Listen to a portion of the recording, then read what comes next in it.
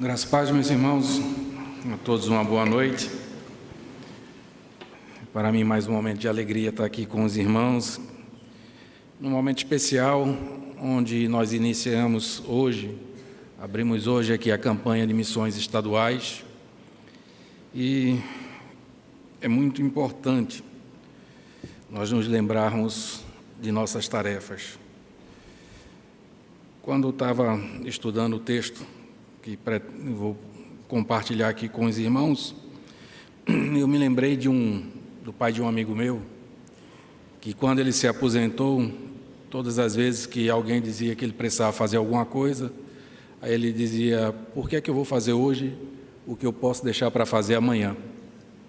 E era muito engraçado isso, porque na perspectiva dele, agora aposentado, com menos obrigações, se ele realizasse tudo no mesmo dia, talvez não sobrasse nada para realizar amanhã.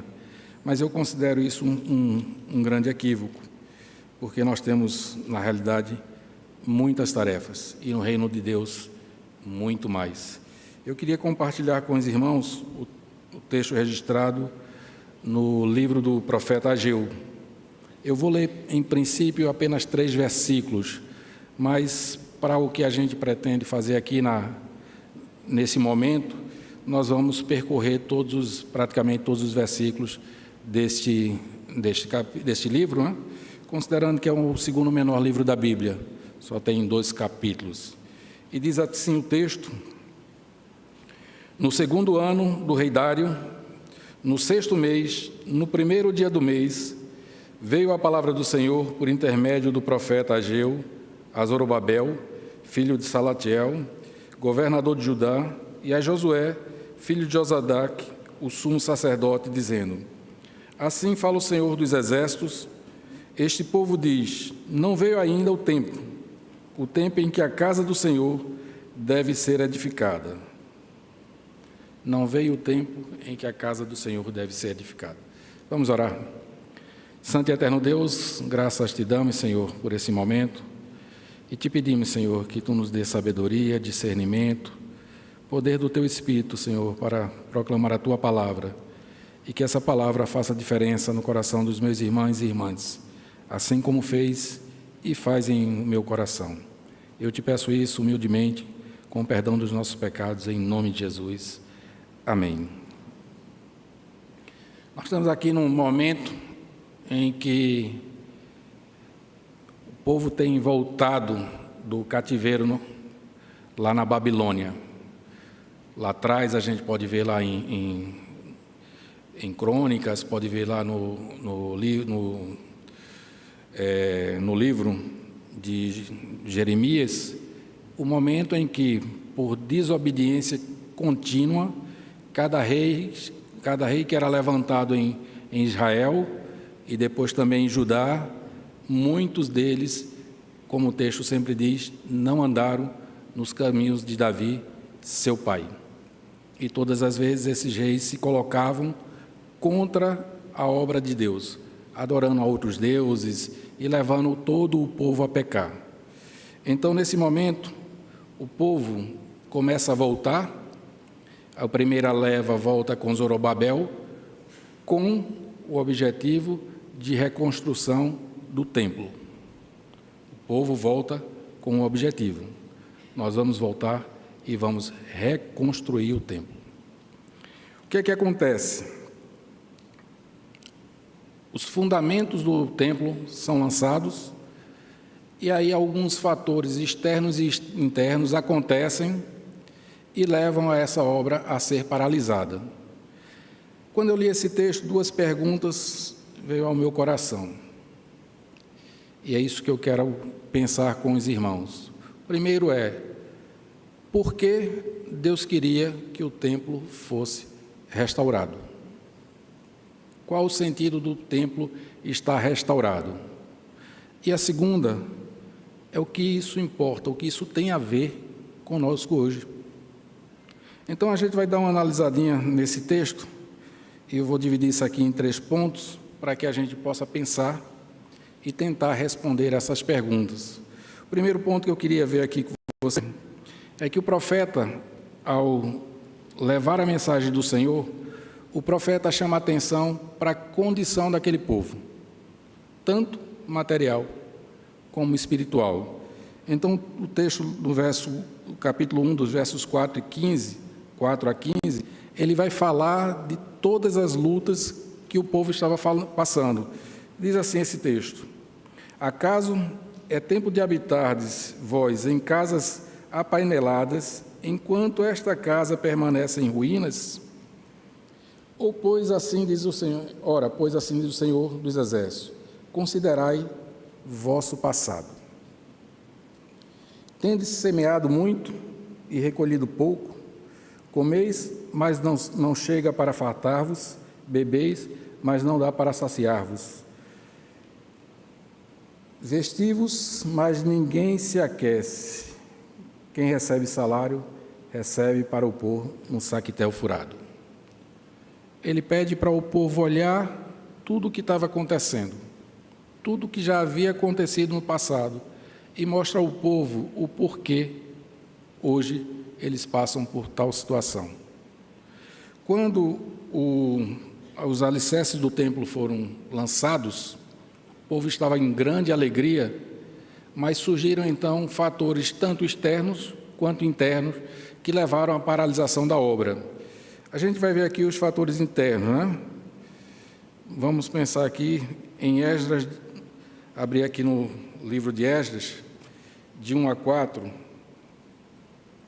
que é que ele me diz aqui? Esdras, capítulo 4, de 1 a 24, perdão. Ouvindo os adversários de Judá e Benjamim, que os que voltaram do cativeiro edificavam o templo do Senhor, Deus de Israel, chegaram-se a Zorobabel e aos cabeças das famílias e lhes disseram: deixa-nos edificar convosco, porque, como vós buscaremos o vosso Deus, como também já lhe sacrificamos desde os dias de Esar-Hador, rei da Assíria, que nos fez subir para aqui. Porém, Zorobabel, Jeshua e os outros cabeças das famílias lhe responderam: nada tendes conosco, não na edificação da casa de Deus. Nós mesmos, sozinhos, reedificaremos o Senhor, Deus de Israel, como nos ordenou Ciro, rei da Pérsia. O verso 21 diz assim, depois disso, se os irmãos depois lerem, vai ver que esses homens que a eles não foi permitido ajudar na obra da edificação, esses homens escrevem uma carta para o rei, dizendo várias inverdades, e aí o rei decreta que essa obra tem que se paralisar, como nós vamos ver no verso 21. Agora, pois, isso é o rei que escreveu a carta. Agora, pois, dai ordem a fim de que aqueles homens parem o trabalho e não se edifique aquela cidade, a não ser com a autorização minha. Primeiro momento, eles pararam a obra por causa da pressão e da ordem do rei. Mas tem outro ponto. No tempo do cativeiro, esses homens organizaram sinagogas. E depois de 70 anos decorridos, esses homens se acostumaram com as sinagogas.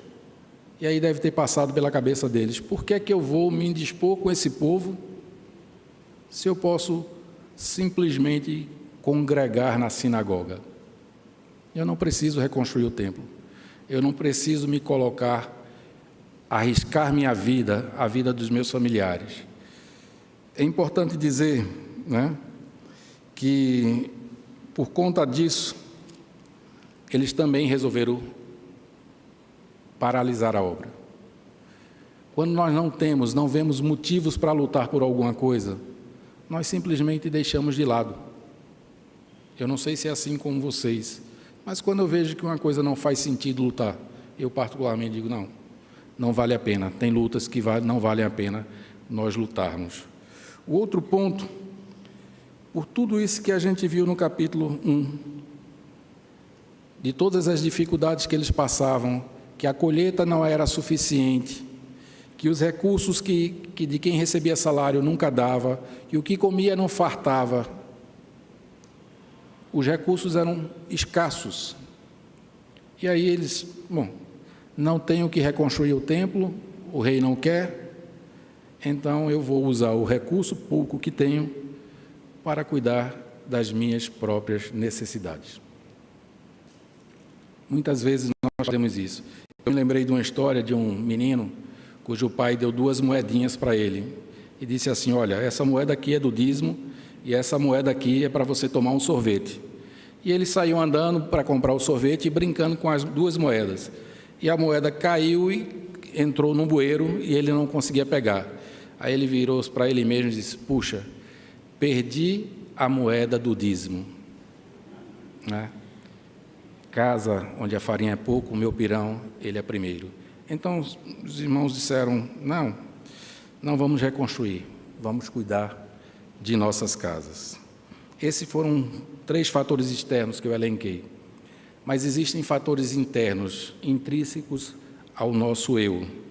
E o primeiro que eu queria ver com vocês, né, é que quando foram lançados os alicerces,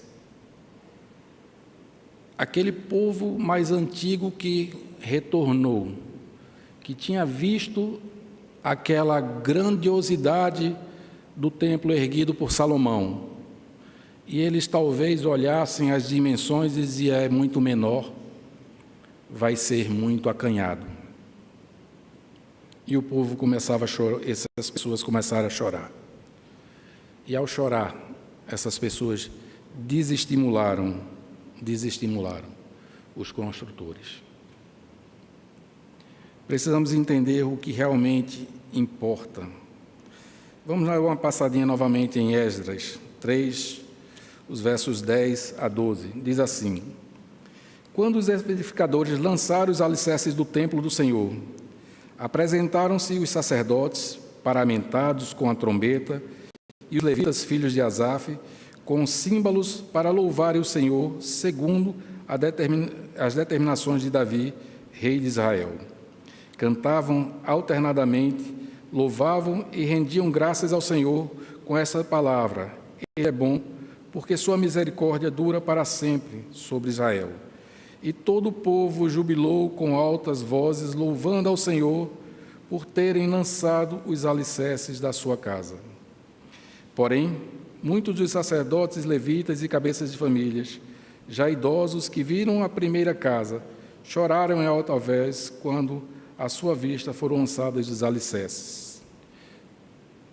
Ao perceberem que não teria a mesma grandiosidade o prédio, esses homens simplesmente desfaleceram. Eu me lembrei, quando lia isso, de como será a reconstrução das casas daquelas pessoas no Rio Grande do Sul que tiveram suas residências tão destruídas, totalmente destruídas. Será que eles vão ser gratos por conseguirem reconstruir uma casa e terem onde morar?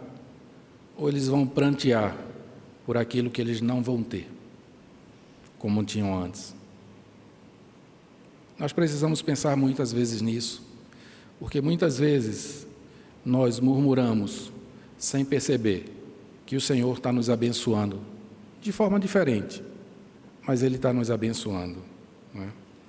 O segundo que eu queria ver com os irmãos também, está no verso 10 a 19, capítulo 2, versos 10 a 19, de Esdras. Diz assim, no verso 10: Ao 24º dia do mês nono, no 2º ano de Dário, veio a palavra do Senhor por intermédio do profeta Ageu, dizendo: Assim diz o Senhor dos Exércitos, pergunta agora aos sacerdotes a respeito da lei. Se alguém leva carne santa na orla de sua veste, e ela tiver a tocar no pão, ou no cozinhado, ou no vinho, ou no azeite, ou em qualquer outro mantimento, ficará isto santificado? Responderam os sacerdotes: não. Então perguntou Ageu: se alguém que se tinha tornado impuro pelo contato com um corpo morto tocar alguma coisa destas coisas, ficará ela imunda? Responderam os sacerdotes: sim. Então prosseguiu Ageu: assim é este povo e assim é esta nação perante mim, diz o Senhor, e assim é toda a obra de suas mãos. O que ali oferecem, tudo é imundo. Agora, pois, considerai tudo o que está acontecendo desde aquele dia, antes de pôr de pedras sobre pedras no templo do Senhor. Lembra que eu falei há pouco que o Senhor disse, considerai os tempos passados? Eles não estavam reconstruindo o templo e por isso não eram abençoados ao Senhor. Antes daquele tempo, alguém vinha a um monte de 20 medidas e havia somente 10. Vinha ao lagar para tirar 50 e havia somente 20. Eu vos feri com queimaduras e com ferrugem e com saraiva em toda a obra das vossas mãos, e não houve entre vós quem voltasse para mim, diz o Senhor. Considerai, eu vos rogo, desde este dia em diante, desde o 24º dia do mês, desde o dia em que se fundou o templo do Senhor, considerai nestas coisas. Já não há semente no celeiro. Além disso, a videira e a figueira, a romanceira e a oliveira não têm dado seus frutos. Agora o Senhor diz assim, desde este dia vos abençoarei. O que é que o Senhor está dizendo com isso, meus irmãos? Às vezes nós vivemos em total conflito com Deus, até o momento que nós nos reconciliamos.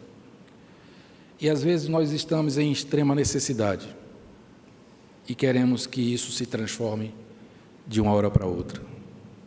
O Senhor está dizendo aqui, por eles terem atendido à exortação do profeta, o Senhor os abençoará na colheita vindoura. No tempo de Deus, Ele há de cumprir suas promessas. No tempo de Deus, Ele trará aquilo que nós precisamos.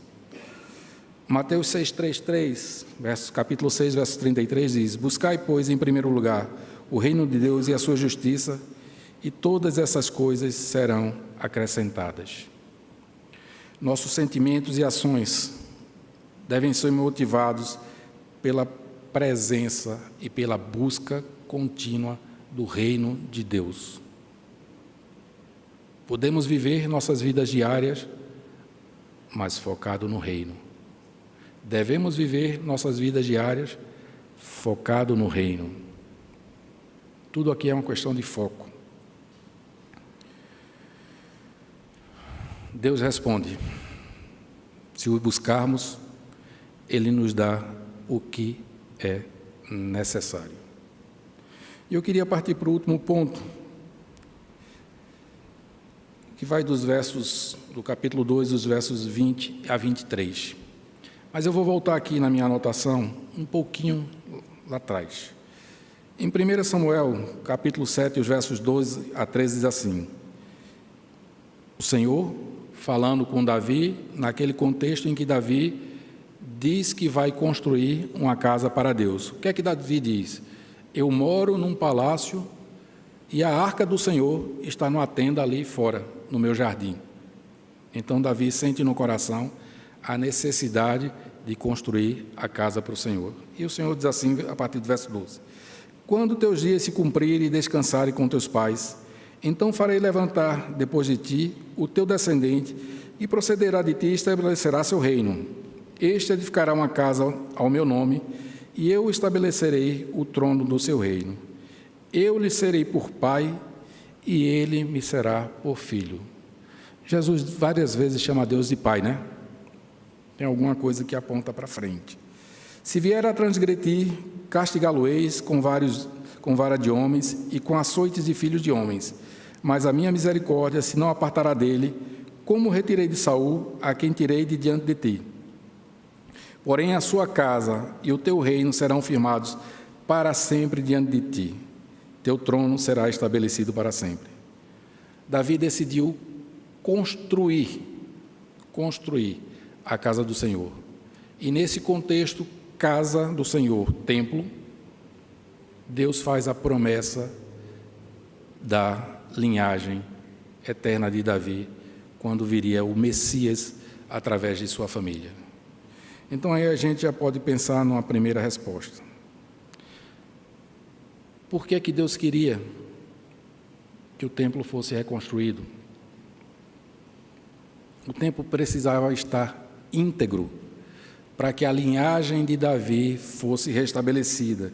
Porque se nós formos também a Jeremias 22, eu vou ler apenas os versos 24 e 30, diz assim, naquele contexto em que o povo todo é levado para o exílio. Tão certo como eu vivo, diz o Senhor, ainda que Jeconias, filho de Joaquim, rei de Judá, fosse o anel de selo na minha mão direita, eu dali o arrancaria. Assim diz o Senhor, registrai este como se não tivesse filho, homem que não prosperará nos seus dias. E nenhum dos seus filhos prosperará, para se assentar no trono de Davi e ainda reinar em Judá. Quando o povo foi levado, o Senhor tirou o anel de selo daquele descendente de Davi. E o que é que ele promete então a Zorobabel? Não a Zorobabel, o homem, mas o descendente de Davi. Ele diz assim, veio a palavra do Senhor, a partir do verso 20, veio a palavra do Senhor a segunda vez, e a Ageu, ao 24º dia do mês, dizendo, fala a Zorobabel, governador de Judá, farei abalar o céu e a terra, derribarei o trono dos reinos e destruirei a força dos reinos das nações, destruirei o carro e os que andam nele, os cavalos e os seus cavaleiros cairão, um pela espada do outro. Naquele dia, diz o Senhor dos Exércitos, tomarei-te, ó Zorobabel, filho de Salatiel, servo meu, diz o Senhor, e o farei como um anel de selar, porque eu escolhi, diz o Senhor dos Exércitos. Lembra que lá, nós lemos agora, que ele não iria ficar com o anel de selar? O anel de selar chancelava o que o rei dizia. Quando Deus tira esse anel de selar, ele estava dizendo que aquela linhagem, daquele último homem, daquele último rei, não seria, deles não viria o descendente. Então, Deus envolve o seu povo para reconstruir o templo, para que com o templo reconstruído, nesse contexto aqui o templo está reconstruído, ele pudesse restabelecer a linhagem de Davi, do qual viria o Messias. Essa é a primeira resposta. Muitas vezes Deus pede muitas coisas a gente, ou algumas coisas, e o que Ele quer é apenas abençoar a nós e ao seu povo, mas quer que faça da maneira certa. Vamos dar uma passadinha agora em Mateus capítulo 1, os versos 11 a 13 e o verso 16, para a gente entender que essa linhagem realmente foi restituída, reconstituída em Zorobabel. Josias, diz assim, é a genealogia de Jesus, desculpa. Josias gerou a Jeconias e a seus irmãos no templo do exílio na Babilônia. Depois do exílio da Babilônia, Jeconias gerou a Salatiel e Salatiel a Zorobabel. A linhagem do Senhor foi restabelecida, mas não com Jeroboão ou qualquer outro, com Salatiel. E aí o verso 16 é assim, e Jacó gerou José, marido de Maria, da qual nasceu Jesus, que se chamou o Cristo. O templo precisava estar erguido, o templo precisava estar pronto, não importava dimensões, não importava beleza, o que mais importava era a presença do Senhor. E é nesse templo que Deus cumpre sua promessa, quando Jesus entra no templo, porque Ele prometeu que a sua presença estaria dentro do templo. Quantas vezes Deus nos pede algo simples, algo que está em nossas mãos, e nós simplesmente dizemos não. Por que é que eu vou fazer hoje o que eu posso fazer amanhã?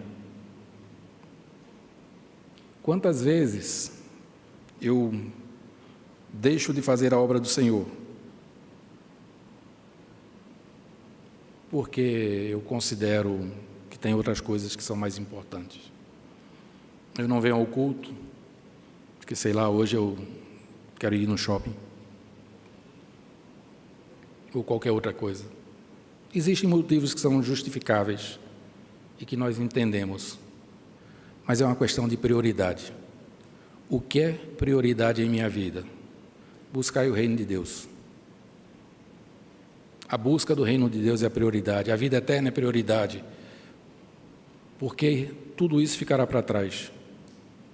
Todas as nossas conquistas e as nossas demandas ficarão para trás. O que vai importar é estar na presença do Senhor em toda a eternidade. Mas aí vem a segunda pergunta, a primeira está respondida, eu creio que está respondido. Deus queria restabelecer a linhagem de Davi, e para isso ele queria que o templo estivesse pronto, porque Deus prometeu e falou que era assim. Então tem que ser assim. A segunda pergunta é, o que você, hoje, tem a ver com isso? O que é que nós temos a ver com isso, meus irmãos? A obra do templo já não ficou pronta, o templo já foi demolido de novo, foi destruído de novo, só que mudou por causa da presença do Senhor. Jesus deixou uma missão para todos nós de fazer discípulos. Você pode conferir depois em Mateus 28, 19. Ele disse que aqueles que são seus servos, seus discípulos, devem testemunhar dele. Confira lá em Atos 1:8. E ele fez mais. Ele nos deu o privilégio de ser parte dessa obra. 2 Coríntios 5, 18 a 20, o Senhor vai nos dizer que Deus está em Cristo, reconciliando consigo mesmo o mundo, e deu à igreja, a mim e a vocês, o privilégio de ser seus embaixadores. Muitos querem ser embaixador do Brasil em qualquer nação. É bom.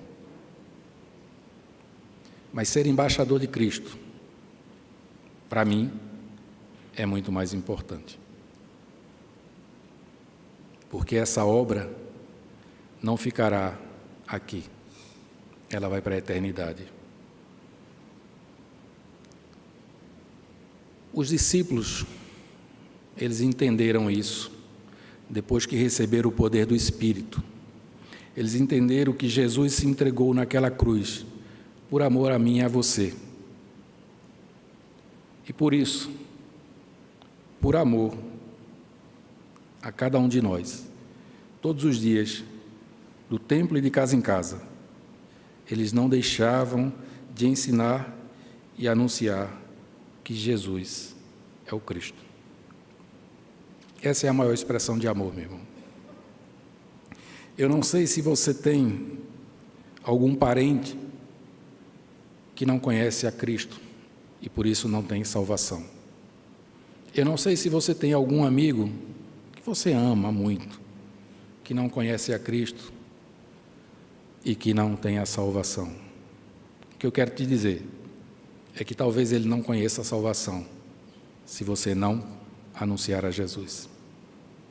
Isso faz parte daquilo que o Senhor nos disse, de fazer discípulos, de testemunhar e de sermos seus embaixadores na obra de reconciliação.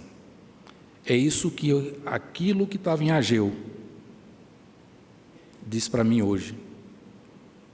Nós somos templos do Espírito Santo. Todas as vezes que eu levo alguém a Cristo, eu reconstruí o templo do Senhor, porque o seu Espírito habita nele. Todas as vezes. Eu sou um daqueles construtores.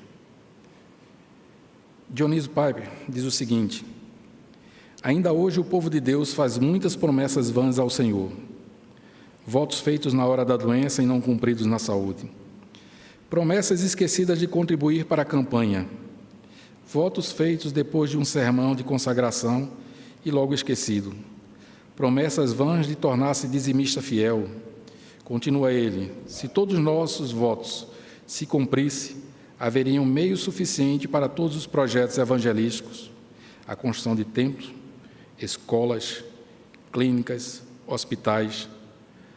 Não faltaria fundo para missões. Nós estamos iniciando hoje a campanha de despertamento de missões estaduais, assim como Ageu, que disse: assim diz o Senhor. O Senhor tem falado, ou deve falar com cada um de nós, que nós precisamos fazer nossas missões. Os irmãos que entraram pelas portas da frente viram ali um ID, viram um coração e uma bandeira do estado de Pernambuco. Gratuitamente vocês podem chegar lá e pegar um imã que tem o nome de uma cidade e colocar lá um pontinho dizendo que, ao menos nesses 30 dias, vocês, assim como eu, orarão por aquelas cidades, onde existem muitas pessoas que não são salvas. Durante esse tempo, nós podemos refletir que há 3 maneiras de fazermos missões distantes. Nós podemos orar, como eu falei agora.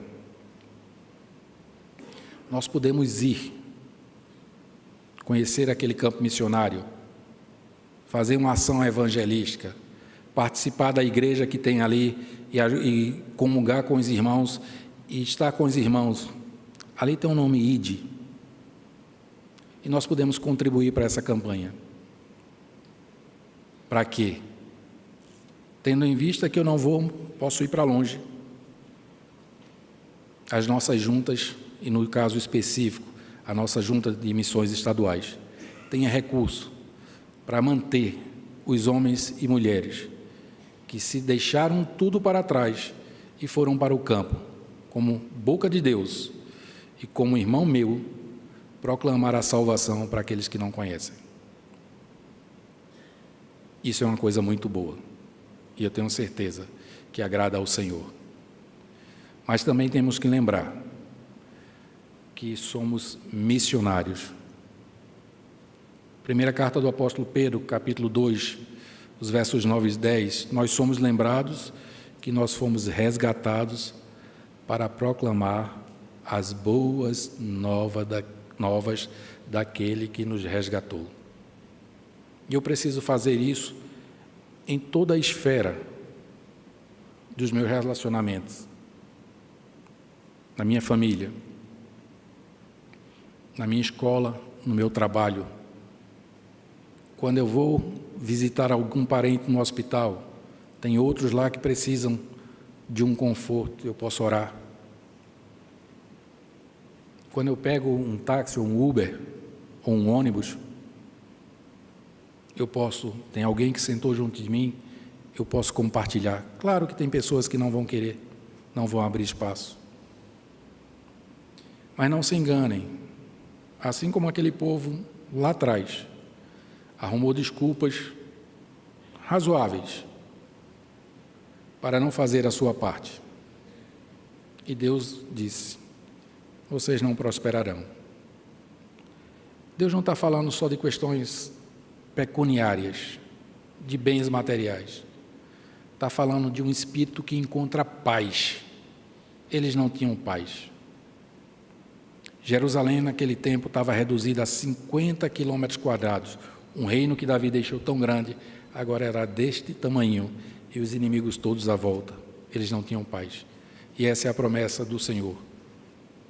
Quando Ele reina em nosso coração, nós temos paz. Mas Ele nos lembra que seremos amigos dEle quando obedecermos. E Ele deixou aqui o que precisa.